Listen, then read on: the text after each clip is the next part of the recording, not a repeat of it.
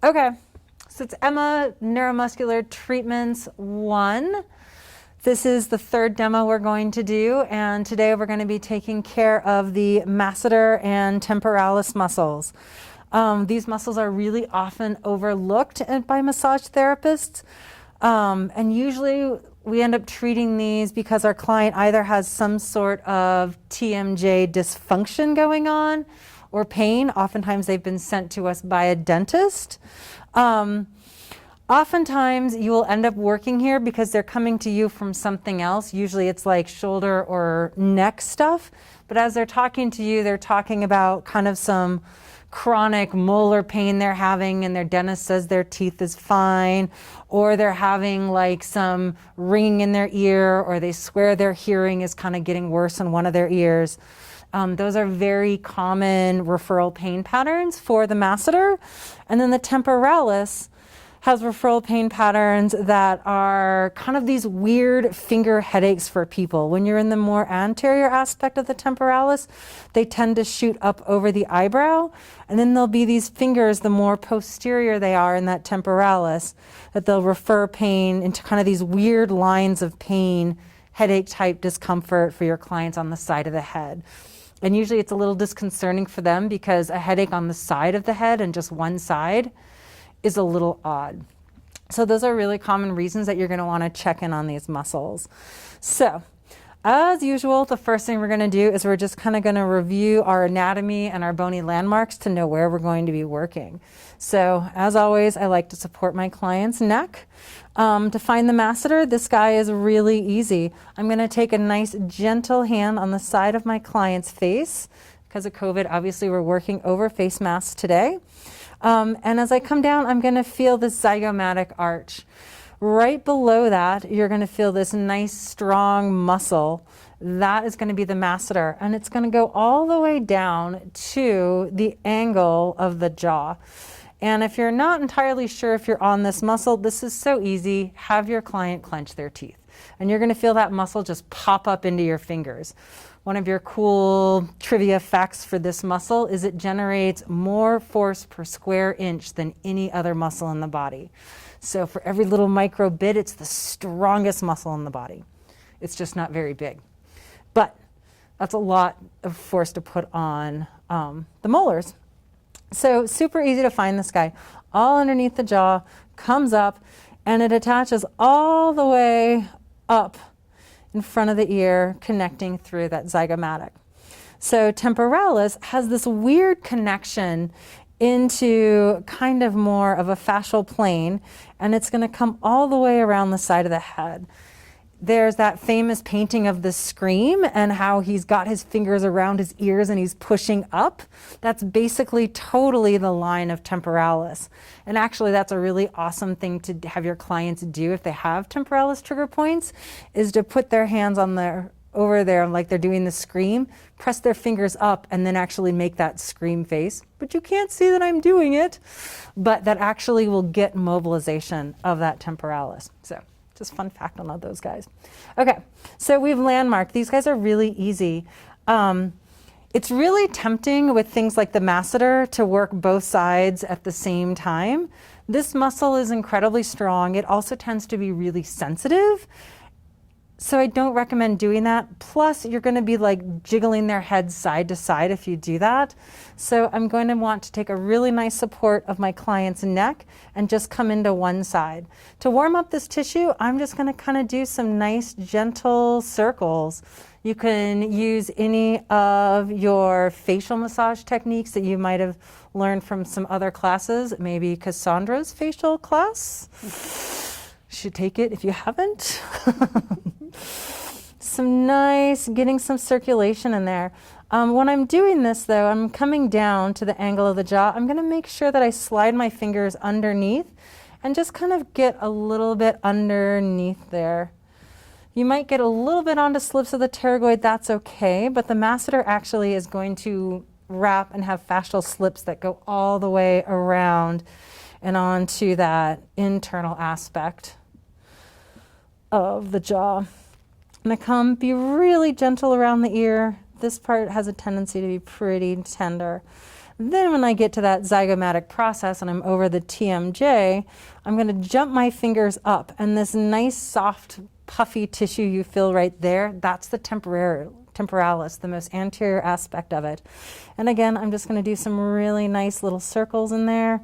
Here you can be a bit more firm. You can even migrate more onto your fingertips.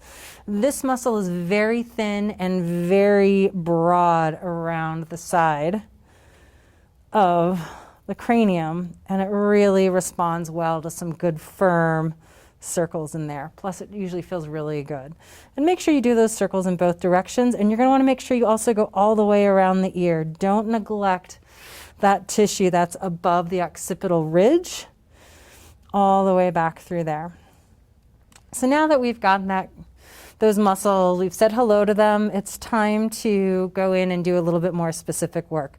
These muscles are really simple in that they don't have multiple layers, they don't have multiple heads, they're very accessible.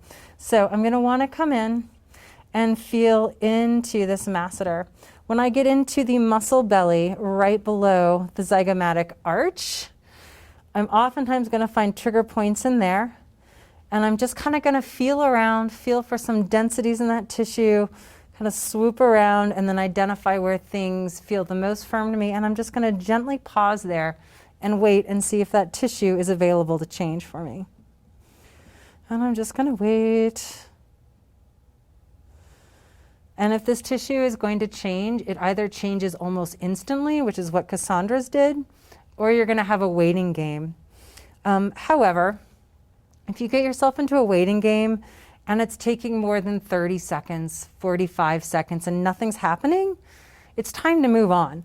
Oftentimes it means there's another muscle or other trigger points in that muscle that need to be addressed first before that one is going to release. So I released that first one. I just migrated a bit more inferior in the masseter, finding other densities to pause to. And so I'm just going to kind of roll all through this muscle. And remember, it's basically like a rectangle here. So you've got spots that are closer to the nose and spots that are going to be closer back towards the ears. And I'm just going to find those spots and pause. Most of these, if they're going to refer any sensation for our clients in the muscle belly, they're going to be referring that pain kind of into the molars. And so this spot that I'm on with Cassandra right now is being a bit more stubborn. It's just taking a little bit more time, but now it's let go for me. And as it's letting go, I'm just kind of gliding my fingers inferiorly with that tissue as it lets go. And then I move just inferior to where I was, and I've got another spot that's dense. So really with the masseter, even though it's a simple muscle, it's a rectangle, there's typically a lot of little micro spots that you can treat in here. And take your time.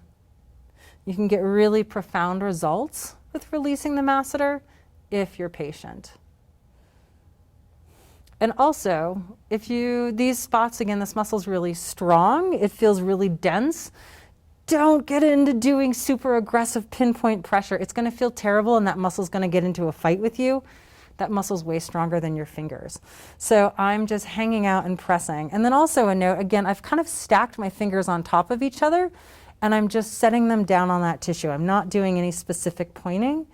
I'm just a nice downward pressure. And I'm also kind of counter pressuring by taking my forearm on the other side and kind of pressing Cassandra's head into my fingers. So I've got two access points that are generating that pressure for me, not me going like this. Plus it would feel terrible. So I've worked through those ones in the muscle belly. Now I want to come to two special trigger points in masseter. One is going to be right at the angle of the jaw. Oftentimes you feel this little, to me it almost feels like someone took like a split pea and inserted it in the muscle tissue. It's just this tiny little half round structure there. And that is an interesting little trigger point that refers pain along the line of the jaw. And Cassandra has a little bit of a trigger point there, so we're going to hang out. It's softened up really easily. The other one that we have is going to be right below the zygomatic arch, right in front of the ear. And you kind of have this natural pocket in there. You're almost on that TMJ. And feeling there, there it is. It's kind of this nice soft point there. And just always check with that. That is the trigger point that typically refers ringing in the ear or kind of impedes hearing on that one side. So a really good one to check. So once I've done my specific work through there, I'm going to want to do just a little bit of gentle milking of this muscle. Again, I'm just going to take my fingers and I'm just going to move them towards the attachment and just some nice long strokes. You could also try using all of your hands. And again, instead of smashing her face, I'm gently using my forearm to press her head into my working hand.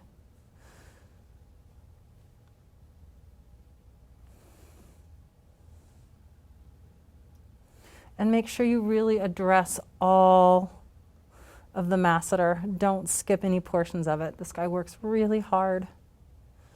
If you're going to take care of it, you might as well take care of it.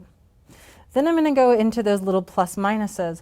I like to take a little delicate pinch right at the angle of the jaw and just kind of there, just kind of like gliding my fingers up and over each other like this and then like this. So I'm just doing this very gentle little bone massage there. Little delicate work and just following around the angle of the jaw all the way up until you can't keep that little pinch on the bone. And then I'm also going to come up to the TMJ, again supported fingers. Nice little plus minuses there. I'm going to come underneath the zygomatic. And usually with this tissue, when I get to the zygomatic, I'm a little bit more delicate because we're pressing over what might be some sinus tissue. And so a slightly slower but still firm pressure works really well.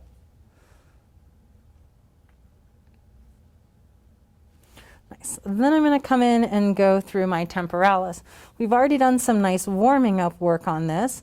I like to take my hands in the direction of the hair and just move through that temporalis, moving towards that aponeurosis and seeing what I can feel in there. And then maybe I'll even rake through that a little bit, and I'm just trying to feel if I feel any densities in that tissue, any weird soft tissue lumps.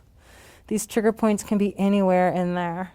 And Cassandra has a little bit of binding just right at the muscle tendon junction there. And so I'm kind of going back and forth over it to isolate it.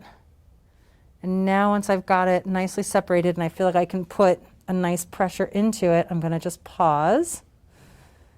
And again, I'm using my forearm on the other side to gently press her head into my finger pressure. So I'm not generating all this force. I'm using her body to do that. Make little circles to come out of it. Check through some other areas. And hers is actually pretty good. If you're going to find trigger points in temporalis, they typically tend to be closer to the ear at that aponeurosis, seldom way out in those satellite zones, but always just check. Oftentimes too, you'll want to have a conversation with your client and be like, hey, this tissue is really thin. If I get to a spot that feels a little sensitive, will you let me know so I can treat it?